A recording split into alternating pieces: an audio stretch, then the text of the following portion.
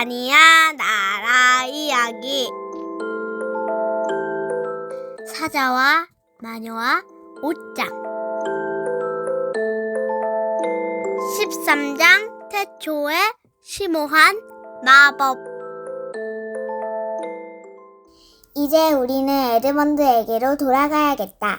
에드먼드가 사람이 걸을 수 있는 한도보다 훨씬 더 많이 걸었을 무렵 마녀는 전나무와 주먹으로 뒤덮인 어둠침침한 골짜기에 멈춰섰다. 에드먼드는 그대로 쓰러져 얼굴을 땅에 쳐박고 옴짝달싹하지 않은 채로 누워 있었다. 마녀와 낭쟁이가 자기를 그대로 내버려 두기만 한다면 앞으로 무슨 일이 일어나도 상관없다는 심정이었다. 너무나 지쳐서 자신이 얼마나 배가 고프고 목이 마른지조차 모를 정도였다.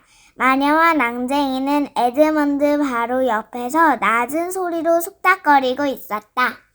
난쟁이가 말했다. 안 돼요. 이젠 소용없어요, 여왕님. 그들은 지금쯤 벌써 돌탁정 언덕에 도착했을 겁니다. 마녀가 말했다. 어쩌면 늑대가 우리 냄새를 맡고 소식을 가져올지도 몰라.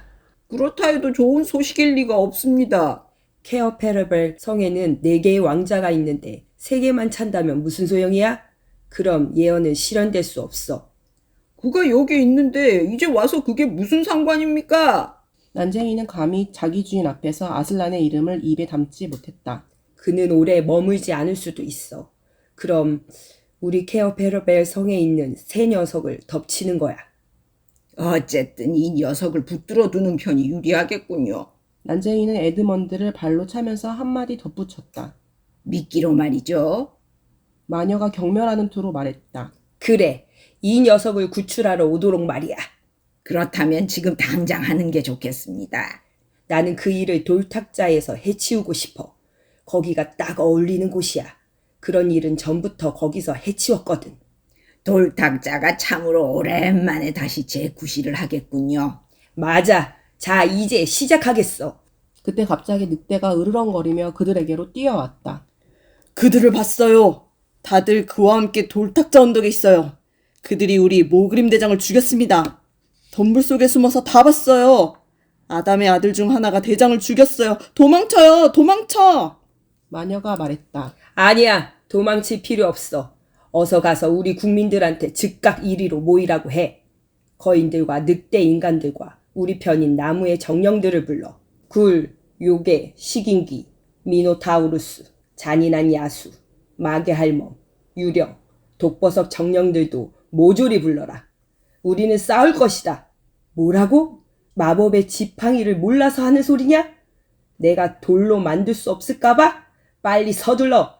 내가 없는 동안 여기서 끝내야 할 일이 좀 있느니라. 거대한 짐승은 고개를 숙여 절하고는 돌아서서 쌩 하고 사라졌다. 마녀가 말했다. 자, 이제 가만. 탁자가 없으니까 어디 보자. 저 녀석을 나무에 묶어놓는 게 좋겠군.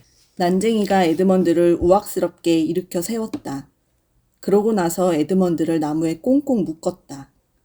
마녀가 망토를 벗는 모습이 에드먼드의 눈에 들어왔다. 망토를 벗자 소름 끼치도록 새하얀 맨팔이 드러났다. 숲이 우거진 골짜기여서 매우 어두웠다. 그 때문에 마녀의 새하얀 팔 외엔 아무것도 보이지 않았다. 마녀가 말했다. 재물을 준비해. 에드먼드의 셔츠 첫 단추를 풀어 칼날을 안으로 집어넣었다.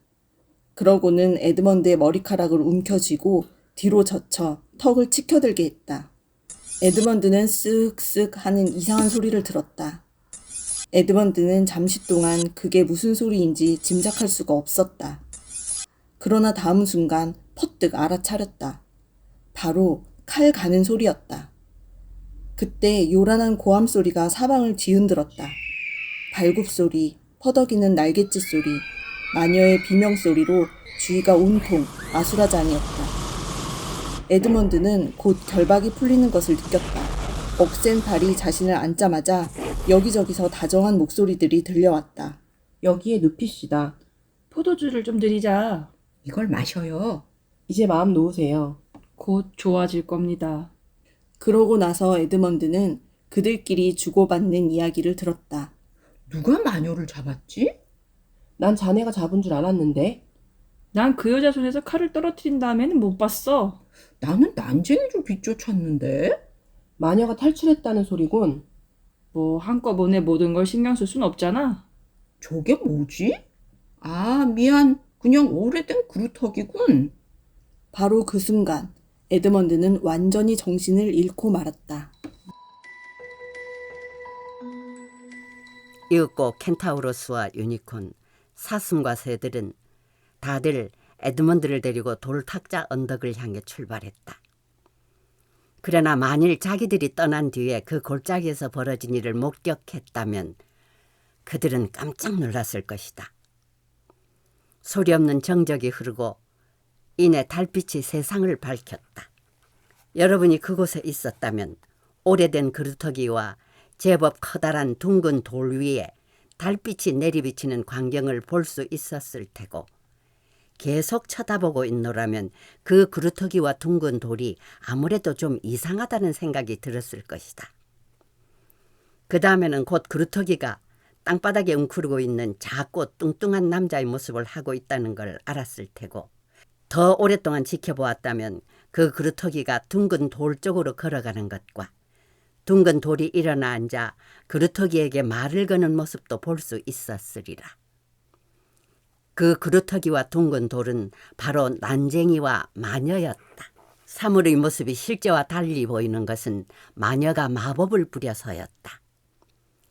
마녀는 손에서 칼이 떨어지는 바로 그 순간에 그 마법이 생각났던 것이다. 마녀는 마법의 지팡이를 계속 쥐고 있는 덕분에 무사할 수 있었다. 다음 날 아침, 비버 부인은 세 아이들이 눈을 뜨자마자 에드먼드를 구출해서 간밤에 천막으로 데려왔다는 소식을 전해주었다. 아이들은 아침을 먹고 곧장 밖으로 나갔다. 세 아이들은 다른 무리와 멀찍이 떨어져서 이슬 맺힌 풀밭을 함께 거닐고 있는 아슬란과 에드먼드의 모습을 보았다. 아슬란이 무슨 말을 했는지 여러분한테 옮길 필요는 없겠지만 에드먼드는 아슬란의 말을 결코 잊을 수 없었다. 다른 아이들이 다가가자 아슬란과 에드먼드는 그들을 맞기 위해 돌아섰다. 아슬란이 말했다. 여기 너희 형제가 왔다. 구태여 지난 일을 얘기할 필요는 없느니라. 에드먼드는 한 명씩 악수를 나누며 일일이 미안해 하고 말했으며 다들 괜찮아 하고 대답했다. 모두들 다시 친해졌다는 사실을 명백히 해줄 만한 뭔가 평범하고도 자연스러운 말을 하고 싶었으나 생각이 나질 않았다. 분위기가 정말 어색해지려고 하는데 표범 한 마리가 아슬란에게 다가와서 말했다. 아슬란님, 적군의 사자가 드릴 말씀이 있다며 뵙자고 합니다. 데려오너라. 표범이 물러갔다가 곧 마녀의 난쟁이를 데리고 돌아왔다. 아슬란이 물었다. 돼지의 아들아, 전할 말이 무엇이냐? 나니아의 여왕이시자 론제도의 황후이신 저희 폐하께서 당신과 안전하게 얘기하기를 원하십니다. 이는 여왕 폐하뿐 아니라 당신에게도 이익이 되는 문제입니다. 비버씨가 말했다. 세상에 나니아의 여왕이라고? 뻔뻔스럽기도 해라. 아슬란이 말했다. 조용히 해라 비버. 모든 호칭은 곧 그에 맞는 주인을 되찾을 테니 그때까지는 그런 일로 왈가왈부해서는 안 된다. 자, 돼지의 아들아, 내 주인에게 가서 전하거라. 저 거대한 참나무에 마법의 지팡이를 두고 온다는 조건이면 그 제의에 응하겠노라고. 이 제의가 받아들여지자 표범 두 마리가 약속이 제대로 실행되는지 보려고 난쟁이와 함께 물러갔다. 루시는 피터에게 걱정스러운 듯 속삭였다. 마녀가 표범들을 돌로 만들어버리면 어떡하지? 아마 표범들도 똑같은 생각을 했을지도 모른다. 표범들은 마치 낯선 개를 본 고양이처럼 등에 털을 바짝 곤두세우고 꼬리도 빳빳이 쳐든 채 길을 떠났다. 피터도 속삭이듯 대답했다. 다 괜찮을 거야. 안 그랬다면 그분이 보내지도 않았을 거야. 잠시 후 마녀가 언덕 꼭대기의 모습을 드러내더니 똑바로 걸어와 아슬란 앞에 섰다. 마녀를 처음 본 새 아이들은 마녀의 모습을 보는 순간 등줄기가 오싹해지는 것을 느꼈다. 그 자리에 있던 동물들은 일제히 낮게 으르렁거렸다. 따뜻한 햇볕이 내리쬐고 있는데도 모두들 서늘한 냉기를 느꼈다. 아슬란과 마녀 둘만이 아무렇지도 않은 표정이었다. 황금빛 얼굴과 시체처럼 창백한 얼굴이 그처럼 바싹 붙어있는 모습을 보니 여간 이상한 게 아니었다. 물론 마녀는 아슬란의 눈을 똑바로 쳐다보지 않았고 비버 부인은 특히 이 점을 주의 깊게 살폈다. 마녀가 말했다. 아슬란, 저기 반역자가 있어. 물론 누구나 에드먼드를 두고 한 말임을 알고 있었다. 그러나 에드먼드는 오늘 아침 아슬란과 이야기를 나눈 뒤로 지금까지 겪은 일들과 자신에 대한 생각들을 완전히 정리했다. 에드먼드는 그저 아슬란만 바라보았다. 마녀가 무슨 소리를 하든 아무렇지도 않은 듯했다. 아슬란이 말했다. 그것이 당신한테 지은 죄는 아니었을 텐데. 마녀가 물었다. 심오한 마법을 잊었나? 아슬란은 근엄하게 대답했다. 내가 그것을 잊었다고 치고 그 심오한 마법을 한번 말해보거라. 그러자 마녀는 갑자기 째지는 목소리로 말했다. 말해보라고? 바로 여기 돌탁자 위에 쓰여 있는 걸 말해보라고? 비밀 언덕의 부싯돌에 창으로 또렷이 새겨진 내용을 말해보라고?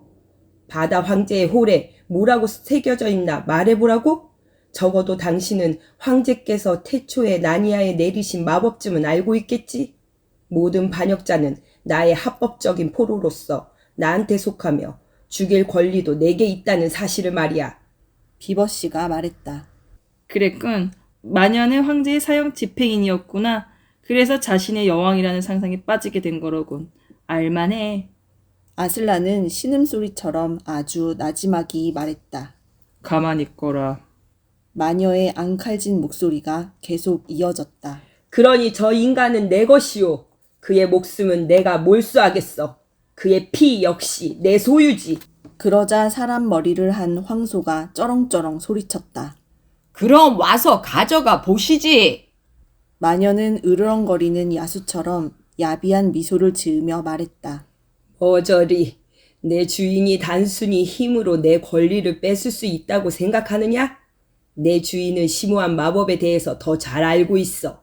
내가 법대로 피를 거두지 않는다면 온 나니아가 발칵 뒤집혀 불과 물로 멸망하리란 것도 알고 있지. 아슬란이 말했다. 맞는 말이다. 부인하지 않겠다. 수잔이 사자의 귀에 대고 속삭였다. 아슬란님, 어떡해. 제발 안 그러실 거죠? 그렇죠? 심오한 마법에 대해선 우리가 어찌할 방법이 없는 건가요? 아슬란님도 거기에 대항하실 수 없는 거예요? 아슬란은 찡그린 얼굴로 수잔을 돌아보며 말했다. 황제의 마법에 대항하라고? 그때부터 누구도 두 번 다시 그런 제안을 하지 못했다. 에드먼드는 맞은편에 서서 줄곧 아슬란의 얼굴을 바라보고 있었다. 숨이 콱 막혀오며 무슨 말이든 해야 하는 게 아닐까 싶기도 했다. 그러나 곧 자기가 할 일은 오로지 기다리는 것과 아슬란의 말대로 행동하는 것임을 깨달았다. 아슬란이 말했다. 다들 물러나라. 마녀와 단둘이서 할 말이 있다. 모두 그 말에 따랐다. 아슬란과 마녀가 나지막한 소리로 진지하게 얘기를 나누는 동안 애를 태우며 기다리는 일은 정말이지 괴로웠다. 에드먼드 오빠! 루시는 당장 울음을 터뜨렸다. 피터는 남들한테서 등을 돌리고 먼 바다를 바라보며 서 있었다. 비버 부부는 서로의 앞발을 붙들고 고개를 떨군 채 서 있었다. 켄타우로스는 불안한 듯 발을 타닥타닥 굴렸다. 그러나 마침내 다들 쥐죽은 듯 조용해져서 땅벌이 날아가는 소리나 저 아래 숲에서 새들이 쥐저기는 소리나 바람결에 나뭇잎이 살랑거리는 소리까지도 들릴 정도였다. 아슬란과 하얀 마녀는 계속 얘기를 나누고 있었다. 드디어 아슬란의 목소리가 들렸다. 다들 돌아오너라. 문제를 매듭지었다. 마녀가 너희 형제의 피에 대한 권리를 포기했다.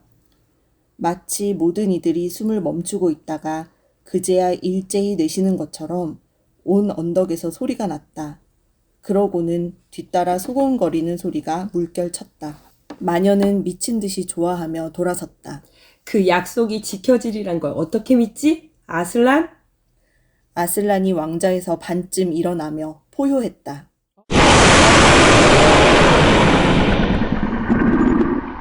아슬란의 거대한 입이 점점 크게 벌어지면서 울부짖는 소리도 더욱 커져갔다. 마녀는 잠시 입을 해 벌린 채 멍하니 쳐다보다가 치맛자락을 잡고 있는 힘을 다해 도망쳤다.